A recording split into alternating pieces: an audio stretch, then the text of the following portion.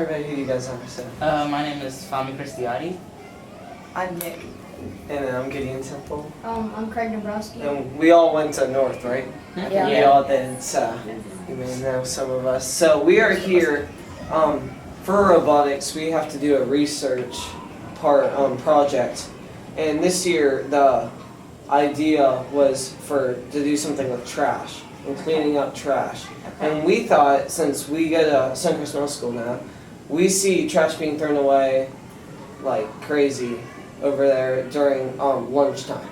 Okay. And we actually researched and found out that they throw 15 to 20 cans of trash away every day there, which is close to 100 per week. Okay. So we wanted to figure out a way that we could reduce that and spread this idea of reducing food waste around through other schools in Mon County and hopefully throughout the state as well, if that's possible. Okay. But we wanted to know how you guys did your garden here. Our composting? Yeah. Yeah. So. Okay. Well, as you know, we do not do hot composting. That's right, right? Yes. We don't do So, food. which means that we can't take plate waste and add it to the compost. Because in order to do that, you have to get it to a certain temperature to burn away the bacteria that would make people sick if you were to use that later. So we only use pre-consumed kitchen waste.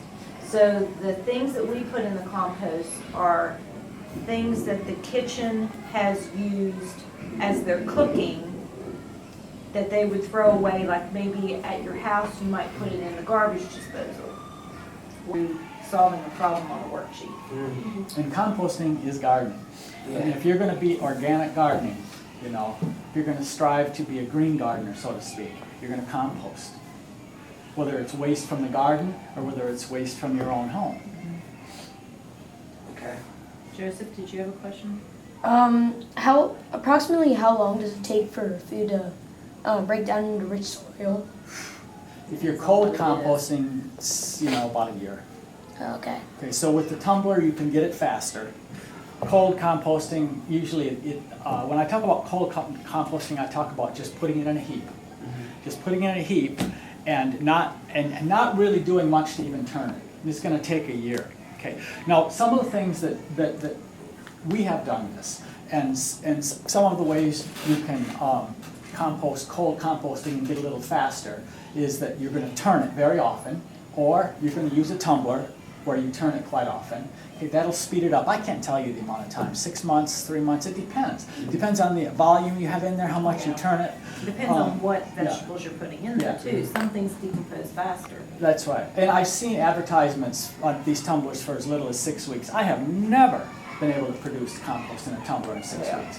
But as Natalie said, when you compost, it's all about surface area. You put big chunks of things in there, it takes forever for them to break down. Cut it up. If they're sliced up, they go a lot quicker. It's the same way with vermicomposting. We have 6 teachers in this building who do vermicomposting. Okay, so what do you think you're going to have your robot doing missions on? Oh, the robot doesn't really have anything to do with the research. Okay. It's just like it's part of the competition. You have to do a research project. So you don't have to build a robot to do something. No. Okay. That'd be cool though. That would be very We thought you innovative. could build a robot that would turn the tumbler. Oh, that That would could work. That would be probably helpful. do that. Yeah. But did you have any other questions on that? Yeah, so I think you answered this question, but I wasn't sure. So you're not using the vegetables and fruits that you grow in the garden for reconsumption? Oh yeah, they are. Yeah. They are? Yeah. Okay, I missed that. Yeah, we sell them at the farmer's market. We Yeah, serve them we've on a seen them. limited We've basis seen in the them. cafeteria. Parents take them home. Teachers sometimes use them in their classroom, even And for then when we instructional clean the purposes. garden, because you have to clean it every once in a while and take out the dead plants, we'll put those dead plants in the compost area. And we have 2 compost areas down there. One of them's just an open standing pile.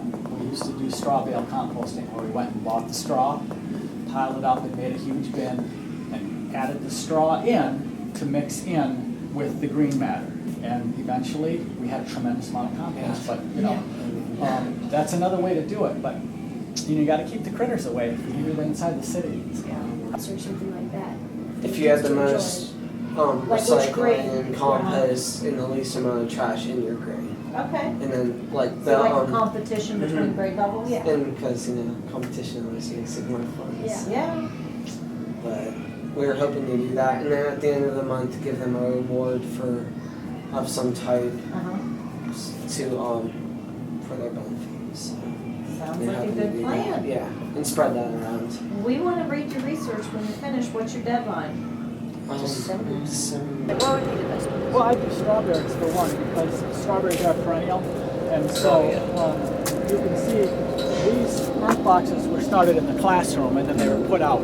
You can grow strawberries all year long in your classrooms. You can harvest them, and then when the spring comes, you transplant them outside, and they propagate through runners. So the scientific name is called stone. And what you do is you take this piece right here, you bury it in the soil, a root, and a new strawberry will come. And so strawberries are really popular. Kids like to eat them. They're easy to grow. There's a lot of science involved with them.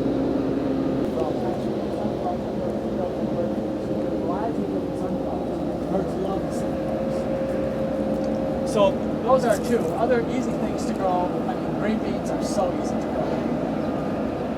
That's another one. Those three things are